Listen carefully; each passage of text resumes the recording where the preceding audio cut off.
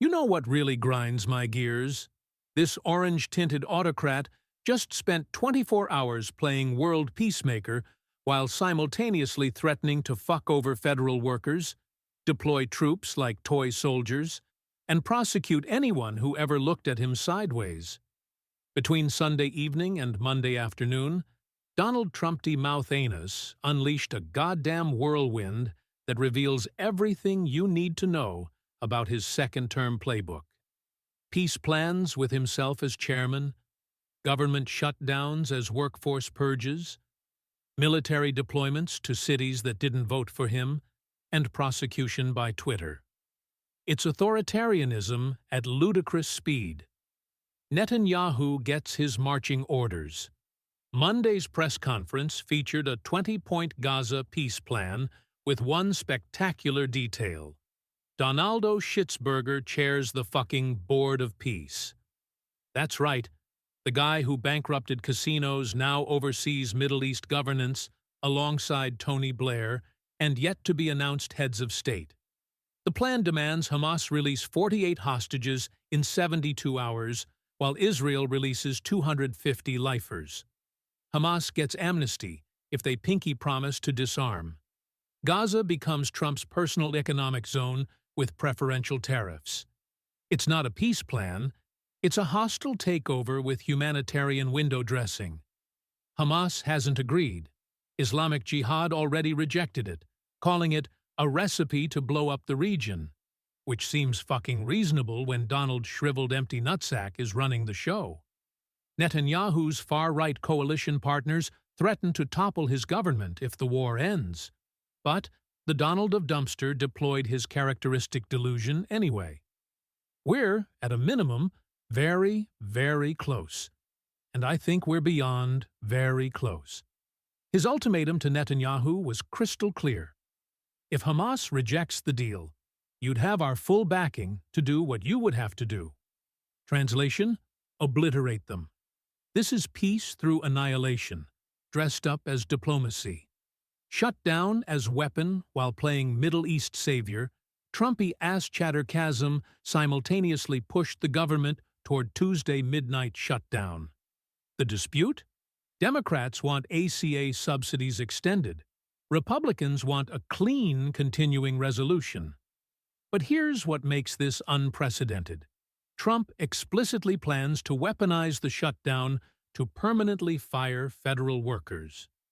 White House memos directed agencies to prepare mass layoff plans. They claim they've already cut 2,000 to 3,000 employees since January through firings, freezes, and forced resignations. This isn't minimizing disruption. It's using manufactured crisis to circumvent civil service protections. Previous Trump shutdowns cost $3 billion in unrecovered losses. This one? It's designed to gut the federal workforce permanently.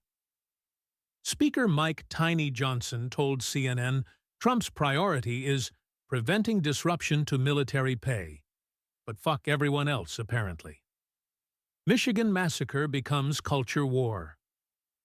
Fodder Sunday morning, a 40-year-old Iraq war vet drove his truck through a Mormon church's doors in Grand Blanc, Michigan, opened fire with an assault rifle, then set the building ablaze with gasoline.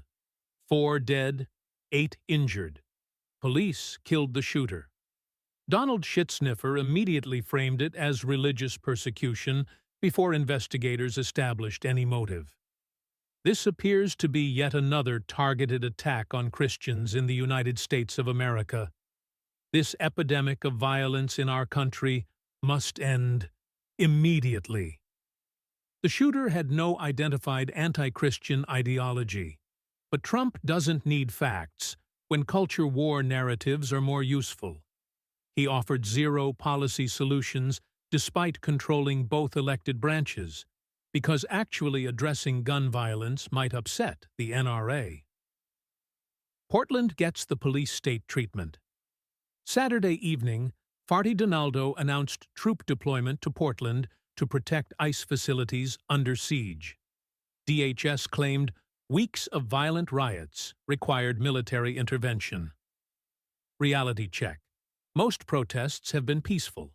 Oregon Governor Tina Kotek rejected Trump's authority outright.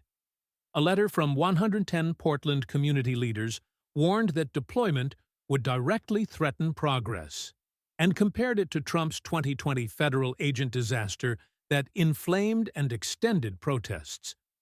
Pentagon officials told NBC News they were unaware of deployment orders as of Monday, meaning Trump might be making shit up for performance purposes. Either way, it fits his pattern. National Guard to LA in June, DC in August, threats to Baltimore, Chicago, Memphis. All Democratic cities. All over local objections. All probably unconstitutional. Quantico Summit politicizes military leadership. Monday afternoon, Trump announced he'll address hundreds of generals and admirals at Quantico next week. Secretary of War Pete Hegseth summoned all one-star and higher officers with little notice for a warrior ethos discussion. The dumping Donald initially seemed unaware of his own meeting, telling reporters, "I'll be there if they want me, but why is it such a big deal?"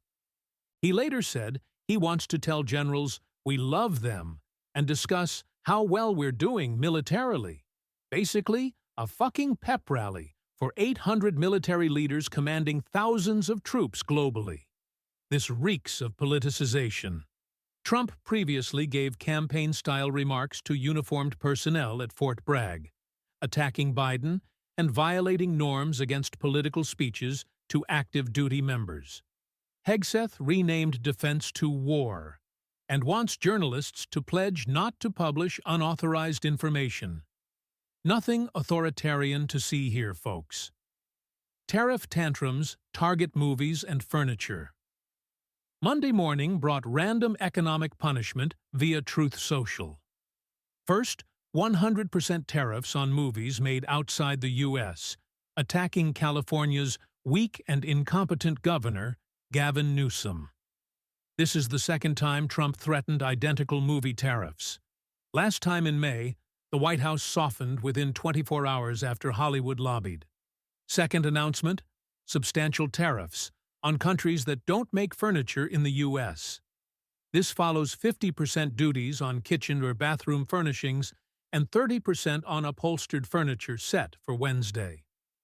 The Supreme Court hears arguments in November on whether Trump's tariff regime exceeds presidential authority. A federal appeals court already ruled 7-4 he usurped congressional power. Nearly 70% of all imports face Trump tariffs. If SCOTUS invalidates them, the administration loses access to $210 billion already collected. Comey indictment. Revenge prosecution in action, the September 25th. Comey indictment dominated Sunday-Monday discussion. After Trump demanded prosecution on Truth Social, "We can't delay any longer," and "Justice must be served now," the administration fired U.S. Attorney Eric Siebert for resisting. Within 7 days, Trump's former personal lawyer Lindsay Halligan, zero prosecutorial experience, 4 days on the job, presented the case to a grand jury alone. Career prosecutors wrote a memo documenting insufficient probable cause. The grand jury rejected one of 3 charges, extremely rare, and indicating weak evidence. Only Halligan's name appears on the indictment. Career prosecutors refused participation. Comey's son-in-law, a senior national security prosecutor in the same office, resigned immediately with a 1-sentence letter citing his constitutional oath. Vance promised